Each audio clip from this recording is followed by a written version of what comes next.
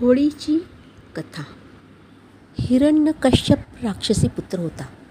त्याने तपश्चर्या करून ब्रह्माकडून वरदान मिळवलेले होते.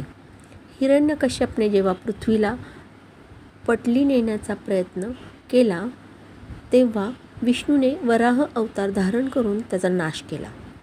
त्यामुळे भडकलेल्या हिरण्यकश्यपने विष्णूचे आपल्या राज्यात कोणी नाव घेऊ नये असे सगळ्यांना बजावले. हिरण्यकश्यप स्वतःला श्रेष्ठ समजत असे आणि देवतांविषयी त्याला अतिशय तिरस्कार होता. पण त्याच्याच घराण्यात जन्माला आलेल्या त्याचा मुलगा प्रल्हाद हाच मोठा विष्णुभक्त निघाला.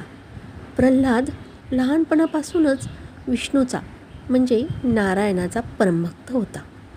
प्रल्हाद दिवसरात्र विष्णूच्या नावाचे नामस्मरण करीत असे. नेमके हेच हिरण्यकश्यपला मान्य नव्हते.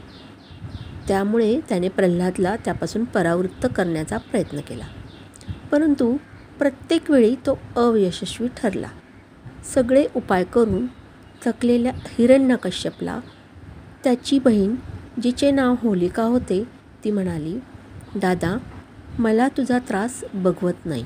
मला अग्निदेवाकडून असा वरदान आहे की मला आग जाळू शकत नाही. मी प्रल्हादला अग्नीत घेऊन बसते. मला वरदान असल्यामुळे मी जळणार नाही, पण तो जळून खाक होईल. हे ऐकून हिरण्यकश्यपने गावात वाळलेल्या कातक्याने मोठी पेढी तयार केली. त्यात होलिका प्रल्हादला घेऊन बसली व शिपायांनी आग लावली.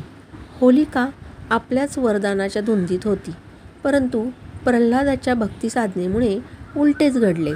होलिकेचे अंग जाळू लागले. तिच्या अंगाचा दाह होऊ लागला. प्रल्हाद मात्र विष्णूच्या नामस्मरणात दंग होता. शेवटी जे व्हायचे तेच झाले.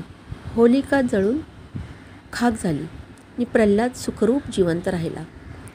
त्याच्या भक्तीने प्रसन्न होऊन विष्णूने खांबातून नृसिंह अवतार घेऊन हिरण्यकश्यपचा वध केला. तेव्हापासून होळी जाळण्याची परंपरा सुरू झाली. अस्त्याला जाळून सत्याचा प्रकाश पसरविणे हा होलिका दहनामागील उद्देश आहे.